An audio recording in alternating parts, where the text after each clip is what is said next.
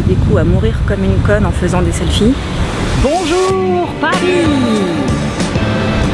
On parle beaucoup d'agriculture urbaine aujourd'hui et je me suis dit que ce serait bien de vous faire un petit topo, l'agriculture urbaine pour les nuls. Inception! Bon, tout le monde s'excite sur l'agriculture urbaine aujourd'hui, mais en vrai, mollo les gars, en fait ça existe depuis toujours. À partir du moment où il y a eu des zones urbaines, les gens se sont mis à cultiver sur des petites surfaces.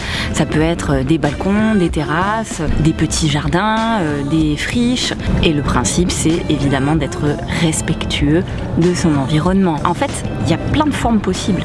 Ça se contente pas à une seule technique ou un seul paysage. Ça englobe les jardins partagés, les jardins ouvriers, les cultures en hydroponie, en aquaponie. Il y a plein de nouvelles technologies qui voient le jour aujourd'hui. Oh putain, l'été indien quoi. Ça fait plaisir. Ici par exemple on cultive des plantes aromatiques, des petits fruits comme les tomates, des fraises, des framboises, des poivrons. Beaucoup de plantes aromatiques comme du thym, du romarin, de la sarriette, de la sauge. Pourquoi l'agriculture urbaine c'est cool? C'est que tu te dégueulasses pas les pieds parce qu'il n'y a pas de la terre par terre et ça c'est cool. Le savais-tu? Paris a 3 jours d'autonomie alimentaire. C'est-à-dire que si un jour on coupe complètement les vivres de la ville, et ben on est dans la merde, au bout de 3 jours on crève la dalle. Alors c'est sûr, l'agriculture urbaine n'a pas la prétention de dire qu'elle va régler la faim dans le monde et voilà nous rendre autonomes sur Paris, mais ça contribue quand même un petit peu à avoir de la nourriture locale et de qualité. Oh, une abeille! Oh là. Il y a un truc qu'on a oublié, c'est qu'en fait en ville il y a plein d'insectes et il y a plein d'oiseaux, c'est juste qu'on les voit pas. Et l'agriculture urbaine, ça permet aussi d'accueillir cette biodiversité, de lui filer de la nourriture, de lui filer un endroit pour se reposer, pour dormir, pour se reproduire. Et ça, c'est cool aussi. Ma petite récolte du matin, nous avons de la menthe fraîche, du thym frais, et du romarin frais.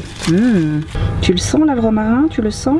Attention, ce que je vais vous dire va maintenant vous étonner. L'agriculture urbaine contribue à la diminution du CO2. Ça peut gérer une partie des déchets.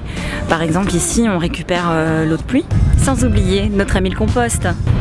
Bon alors je le vois venir gros comme une maison, vous allez me dire oui mais ce que tu manges là sur les toits ça doit être quand même bourré de pollution. Alors le problème dans les zones urbaines, c'est la pollution et du sol. On a un grave problème en France et puis un peu partout dans le monde, c'est que nos sols sont ultra pollués et qu'avec le lessivage par les eaux de pluie, on a tout un tas de grosses merdes de type métaux lourds qui s'en vont dans le sol. Aujourd'hui, c'est très compliqué, voire impossible de tomber sur des produits qui n'ont pas été au contact de la pollution. Deuxième chose, la pollution de l'air. La pollution de l'air en ville, elle est malheureusement concentrée au niveau en fait de la taille des gamins et des chiens. Plus on prend de la hauteur, plus la qualité de l'air est meilleure. Donc des jardins sur les toits, ça a un intérêt. Il y a des mouvements comme les incroyables comestibles par exemple qui favorisent la culture et de légumes en ville. Le problème c'est que avant de vous lancer dans de la culture en bas de chez vous, renseignez-vous un petit peu sur la qualité de la terre parce que malheureusement aujourd'hui on a un gros souci de pollution des sols et certains endroits sont vraiment dangereux pour de la culture en terre. D'où l'intérêt aussi de s'intéresser à ces cultures hors sol en fait. Enfin, il y a un projet cool aussi qui a été lancé par la ville de Paris, c'est le projet des pariculteurs. L'objectif c'est que d'ici 2020, il y ait à peu près 100 hectares qui soient végétalisés en ville. Ah putain, je connais pas mes notes. Dont un tiers consacré à l'agriculture urbaine. C'est quand même pas mal. N'hésitez pas à aller checker sur le site des pariculteurs. Je vous mettrai le lien dans la barre d'infos. J'aimerais beaucoup un jour pouvoir aller voir ce qui se passe dans les autres pays parce que j'ai l'impression que dans les pays nordiques ça se bouge vachement le cul et qu'ils sont quand même pas mal en avance comparé à nous. Beaucoup de technologies sont en train de se développer et peuvent vraiment valoriser les villes et améliorer tout ce béton qu'on a foutu partout. J'imagine qu'on aura plein de choses à débattre dans les commentaires.